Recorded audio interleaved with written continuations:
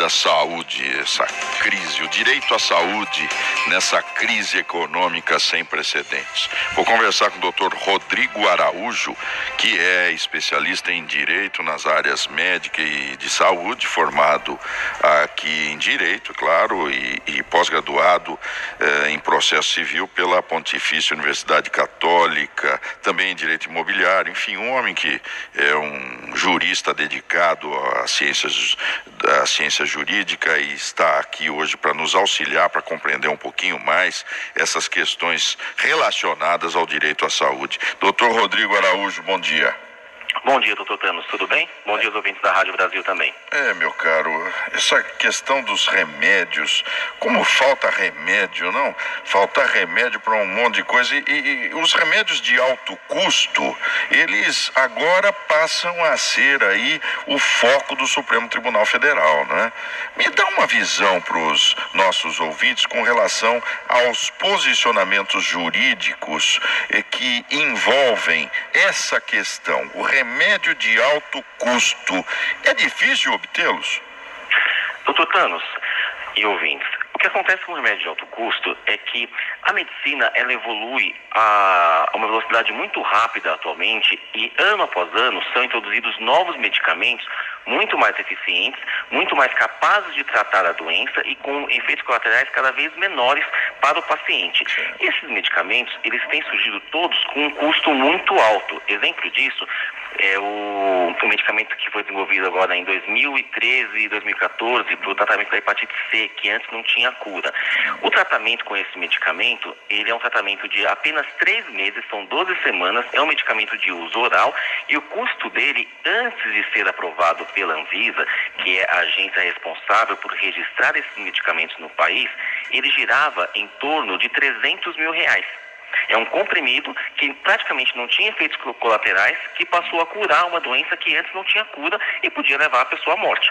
Então, esses medicamentos, por ter um custo muito elevado, eles acabam sendo sempre palco de inúmeras discussões judiciais, tanto contra as operadoras de planos de saúde privado, como também contra o próprio governo, o próprio poder público, para conseguir esses medicamentos de alto custo.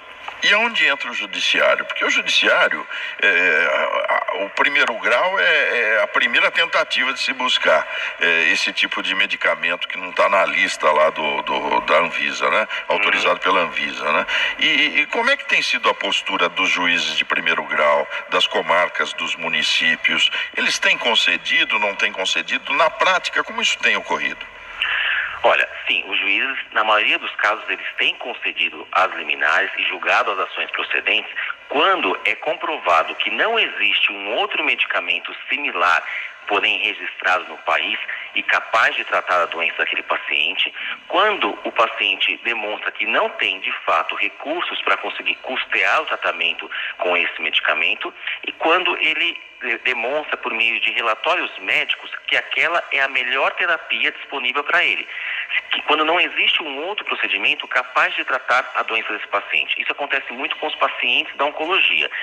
Eu estou me referindo agora às ações ajuizadas contra os estados, municípios e contra a União Federal para conseguir medicamentos através do Sistema Único de Saúde. Certo. Com relação aos planos de saúde é um pouquinho diferente. Mas com relação ao SUS, hoje os juízes têm concedido de acordo com esses requisitos que eu acabei de citar. E é importante mesmo que tenha um certo rigor no controle ao fornecimento desses medicamentos, até porque o custo é muito alto e realmente tem que analisar com cuidado para que tenha medicamento para todos. Uma crítica que eu faço constantemente é que a gente sempre ouve por aí, há anos, desde que eu nasci, eu sempre ouço a mesma história, de que não há dinheiro para o tratamento de todos, através do sistema público de saúde. É muito difícil você dizer isso para o pai de uma criança que está com câncer avançado, que tem um medicamento que é capaz de curar essa criança, e esse pai ouve que não tem dinheiro para comprar o remédio para o filho dele. E, ao mesmo tempo, ele ouve que tem desvio de mais de 110 milhões de reais do Sistema Único de Saúde no Amazonas, desvios aqui em São Paulo mesmo, que são frequentes. Toda hora a gente ouve notícias de corrupção no país, da onde tiram dinheiro da saúde. Então é complicado você dizer que não tem dinheiro para tratar um paciente, ao mesmo tempo em que a corrupção suga esse dinheiro da rede pública. E milhões mensalmente, né? Sim, são milhões mensalmente. Nós não estamos falando de milhões aí, esses 100 milhões no prazo de um ano, não. Isso aí é 30 milhões aqui, mais 50 lá, 60 ali, 100 acolá. Quer dizer, é um ralo sem fim e dinheiro para a saúde não existe. Exatamente. E assim, além da corrupção, ainda também tem a questão da má utilização das verbas. Às vezes, os recursos são utilizados de uma maneira tão displicente que eles acabam não chegando ao consumidor, não é nem pela corrupção, ele se perde em políticas feitas de uma forma que não é positiva. Mal gerida, né? Mal criada. Mal gerida, é a palavra que eu estava procurando. Não tem gestão, é um negócio assim, porque eu acho que hoje vivemos ainda o reflexo da estatística, né? Então a estatística vale mais que o ser humano. O judiciário está assim também. Se pensarmos um pouco hoje, os processos, eles são processos que têm que ter fim, né? O juiz é pressionado pelo CNJ e ele tem que julgar, acabar com aquela pilha de processos, independentemente da existência de pessoas ali dentro, de partes que são seres humanos. Nós temos que voltar a pensar no ser humano como protagonista de direitos, né? Agora, o ministro do Supremo Tribunal Federal, Marco Aurélio Mello, ele já se manifestou, entende que o Estado tem a obrigação de fornecer a pacientes sem capacidade financeira medicamentos de alto custo. Agora vem no texto uma contrapartida que me parece ingrata, porque ele continua dizendo, desde que o produto tenha autorização da Anvisa, da Agência Nacional de Vigilância Sanitária, para ser comercializado no Brasil. Mas não é um contrassenso isso, doutor? Sim, é um contrassenso, mas o próprio ministro, o relator, o Marco Aurélio, ele reconheceu esse contrassenso e ele mudou agora um pouquinho o voto dele no último julgamento. Ele passou a entender que, olha, é permitido conseguir esse medicamento através do SUS, desde que se prove que não há um outro medicamento no país apto a tratar aquele paciente e que, de fato, este medicamento que não tem registro na Anvisa é a melhor terapia disponível. Então, o próprio ministro reconheceu que o voto dele tinha essa nuance impeditiva e ele alterou essa parte do voto dele para entender que, olha, em alguns casos excepcionais é sim possível a importação desse medicamento ao custo do poder público para tratar a doença do paciente.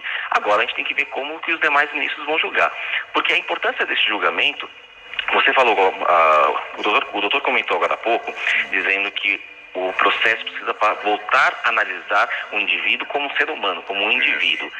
E esse julgamento do STF, de um lado, ele é positivo porque ele vai uniformizar a jurisprudência desse país.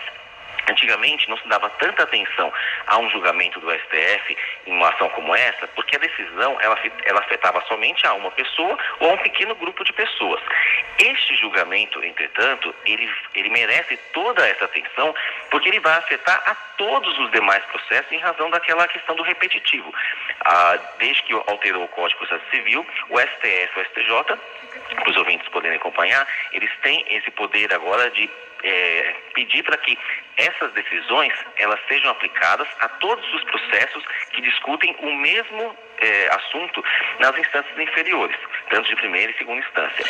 Então, essa decisão vai afetar ao país todo, a todos os pacientes que buscam medicamentos através do Sistema Único de Saúde, que não está disponível na lista do SUS, terão que se submeter a essa decisão do Supremo. Okay. E, de fato, de um lado é bastante positivo, porque doutor, uniformiza. Oi. Você me desculpa, foi falha minha do apresentador, não do entrevistado. Faça um breve relato dessa ação para o ouvinte. Eu deveria ter começado por aí, né? É que a gente fica tão empolgado com os temas que são temas de alto interesse da população, a questão do medicamento, a impossibilidade de consegui-lo, que nós deveríamos falar um pouco sobre a ação proposta que chegou ao Supremo. O senhor pode fazer um breve relato? Sim. São duas ações ajuizadas por pacientes que precisam de medicamentos para o tratamento de doenças graves e não têm planos de saúde nem recursos para custear esse medicamento. Eles ajuizaram as ações contra o poder público para que este passe a disponibilizar esse medicamento para eles. Essas ações, elas chegaram até o Supremo Tribunal Federal em razão de recursos interpostos pelo Estado, se não me engano, o Estado do Rio Grande do Sul, e eu não lembro agora qual que é o outro Estado. São dois recursos que estão sendo apreciados.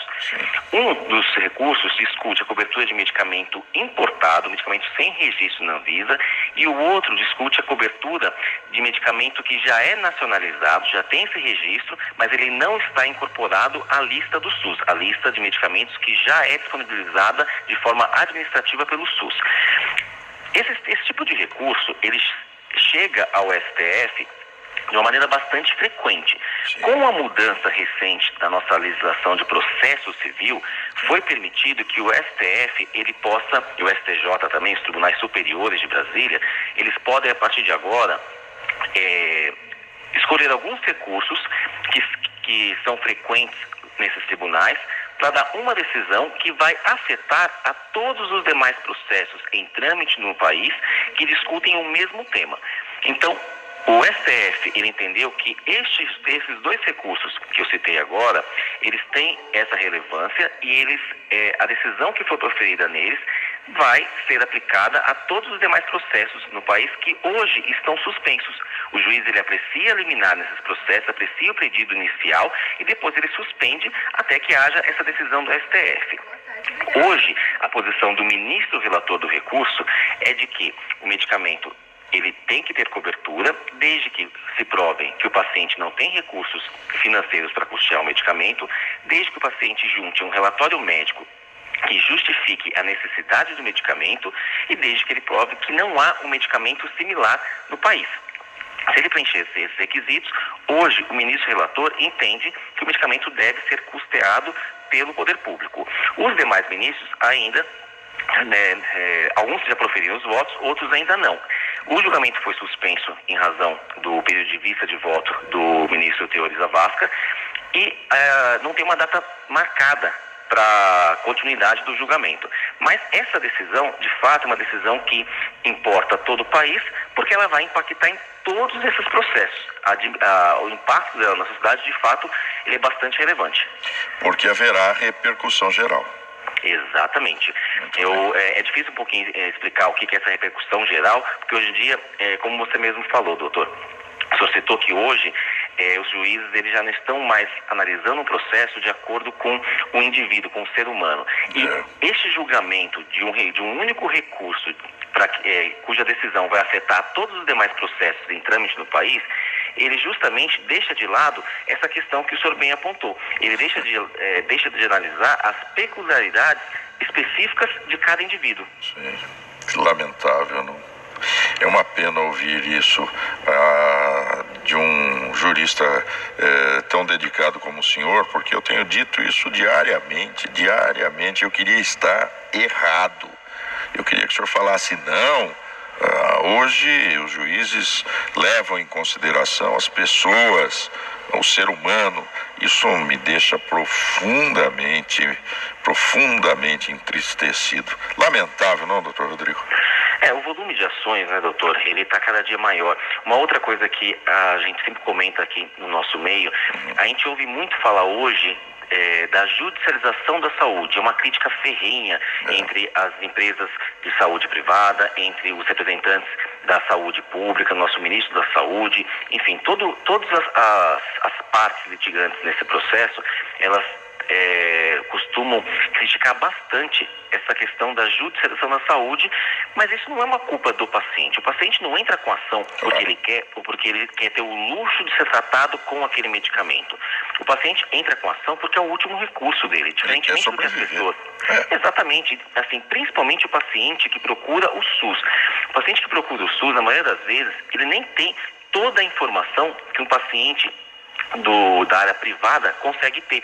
Muitas vezes o médico sequer passa para esse paciente qual que é o melhor tratamento que ele pode ter, como ele pode conseguir esse tratamento, aonde ele pode conseguir informações para obter acesso a esse tratamento. Então, esse paciente, ele ajuiza a ação exatamente quando já é o último recurso dele. Então, não é uma questão de judicialização da saúde, é uma questão de saúde em si. O paciente, ele precisa do remédio, precisa do tratamento, e ele não pode ficar aguardando que um dia vai chegar a vez dele. Porque se ele aguardar, quando chegar a vez dele, ele não vai estar mais aqui para poder fazer uso desse remédio, desse medicamento, desse tratamento, dessa cirurgia. Deixa para daqui a 20 anos. Pois é, deixa para daqui a 20 anos. Paciente com câncer, o diagnóstico, nós estamos em pleno mês do Outubro Rosa. E a gente está vendo um monte de campanhas, inclusive do governo estadual, a carreta da mamografia, onde o Estado está levando diretamente até alguns centros populares uma carreta mesmo, onde as mulheres conseguem fazer exames de mamografia gratuitos. Outubro Rosa e Novembro Azul, que são campanhas importantes de combate ao câncer, eles deveriam ser reconhecidos como o ápice dessa campanha e não como um mês para isso, um mês dedicado à campanha. A campanha deve ser exercida durante todos os 12 meses do ano, não somente em outubro. Hoje, do que adianta você oferecer uma mamografia, um exame qualquer, através de um mutirão, em apenas um mês do ano, se nos demais meses durante o ano, a paciente precisa de mais de 3 meses para conseguir fazer o diagnóstico de uma doença. E olha lá. Hoje, o único prazo legalmente estabelecido para um tratamento no SUS é o tratamento o prazo para o tratamento do câncer, que é de 60 dias. Porém... Só que esses 60 dias começam a ser contado apenas a partir do diagnóstico da doença, ou seja, até a mulher conseguir fazer um exame, descobrir que tem um câncer de mama, para ter direito ao início desse prazo, para começar o tratamento, já pode ser muito tarde. Né?